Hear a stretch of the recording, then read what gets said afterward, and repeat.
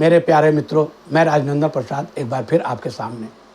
मित्रों, शिक्षा विभाग समाचार पत्रों में खूब सुर्खियां बटोर रहा है।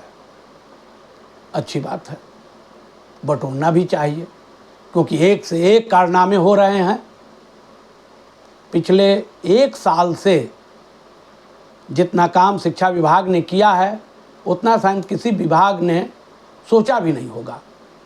समाचार पत्रों में कहीं उन विभागों का जिक्र भी नहीं हो पाता है। मित्रों, पिछले एक साल से दनादन दनादन जैसे क्रिकेट का बॉल खेला जाता है, वैसे ही शिक्षा विभाग खेल खेल रही है। सक्षमता परीक्षा हो, 1100 रुपया प्रति छात्र, 2.5 लाख छात्रों से लिया गया। बेंच और डेस्क हो, सभी स्कूलों में बेंच डेस्क की आपूर्ति की जा रही है और सुर्खियां भी बटोर रही है।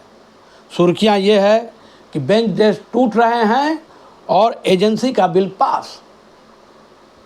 कोई देखने वाला नहीं है कि यह बेंच और डेस्क लायक है कि नहीं है, गुणवत्तापूर्ण है कि नहीं है, कोई मतलब नहीं है। ये पता करना भी मुश्किल है कि किसने आदेश दिया और उस स्कूल में पहुंच गए। एक जगह से कह दिया गया हर जिला को कि आप लोग फलाने फलाने एजेंसी को आप लोग ऑर्डर दे दीजिए, और वो एजेंसी स्कूलों में बेंच और डेस्क पहुंचाने लगी। प्रिंसिपल को कह दिया गया कि जितने का बिल है उस पर हस्ताक्षर कीजिए और पेमेंट कीजिए। वो भी बेचारे डरे हुए हैं कि बेंच डेस्क आ गए, 2 लाख का बिल है, 2 लाख पेमेंट कर दिए। बच्चे जैसे ही बेंच पर बैठे, वैसे ही बेंच और डेस्क चरमराने लगी। फिर वही स्थिति हो गई स्कूल की, पूर्व की भांति। फिर बच्चे जैसे बैठा करते थे वैसे बैठने लगे और बेंच और डेस्क को किनारे रख दिया गया। ये स्कूलों की हालत हो गई है। उसी तरह से समरसेबुल पंप लगाने का आदेश हो गया। सामान्य रूप से समरसेबुल पुल लगाने में 80,000 से 1.25 लाख के बीच में पैसा बैठता है, लेकिन 2.5 लाख पर तय करके एजेंसी को नियुक्त कर दिया गया और एजेंसियों को स्कूल का नाम दे दिया गया कि अब आप जाइए इन स्कूलों में समरसेबुल पंप लगाइए। मुजफ्फरपुर की घटना आप देख लीजिए, वहाँ पर पहले से ही जिला परिषद के द्वारा समरसेबुल पंप लगाया गया था और वो समरसेबुल पंप बहुत ही बेहतरीन ढंग से काम कर रहा है। स्कूल के बच्चे उसके पानी को पी रहे हैं, स्कूल का सारा काम हो रहा है। फिर भी एजेंसी पहुंच गई कि हाँ समरसेबुल पंप लगाना है। प्रधानाध्यापक ने समझाया कि सर यहाँ तो पूर्व से ही है, फिर यहाँ लगाने की ज़रूरत नहीं है।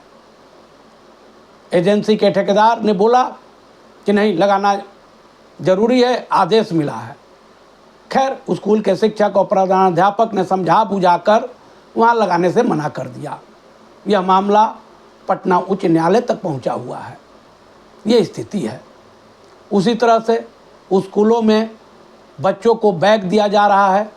कुछ स्कूल में तो बैग पहुँच गए, कुछ स्कूल अभी तक बैग का दर्शन नहीं कर पाए हैं।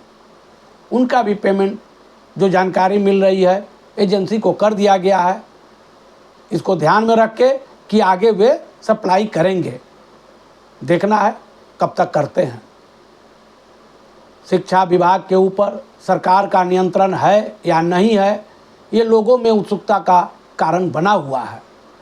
लोग समझ ही नहीं पा रहे हैं कि शिक्षा विभाग ऊपर है या सरकार, क्योंकि शिक्षा विभाग को सरकार से यह प्रमाणीकरण मिल चुका है कि सबसे ईमानदार कोई विभाग है तो वो शिक्षा विभाग है। हजारों हजार करोड़ का वहाँ कारोबार हो रहा है, कोई देखने वाला नहीं है। ट्रेनिंग के नाम पर सभी ने देखा, छुट्टी हो, पर्व त्यौहार हो, उससे कोई मतलब नहीं, जल्दी जल्दी ट्रेनिंग कराया गया। जबकि एक साल में 365 दिन होते हैं, कभी भी कराया जा सकता है। लेकिन चुनाव के पूर्व जल्द से जल्द कराकर, एजेंसी को पैसा देकर मामला को जल्दी जल्दी निपटाने का काम किया गया।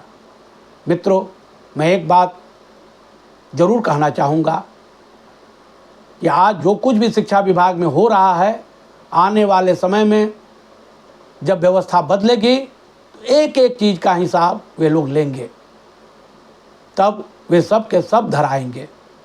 इसलिए बेहतर होगा काम करें, ईमानदारी से करें, जो उचित हो वो करें, क्योंकि समय एक जैसा कभी नहीं रहता है। क्योंकि सभी को मालूम है जो काम बाज़ार में कितने में हो रहा है और आप कितने में कर रहे हैं, ये दोनों चीज़ जनता को मालूम है, शिक्षक को भी मालूम है और आपको भी मालूम होगा। फिर भी ये गलती आपके स्तर से कैसे हो रही है, ये वक्त बतलाएगा।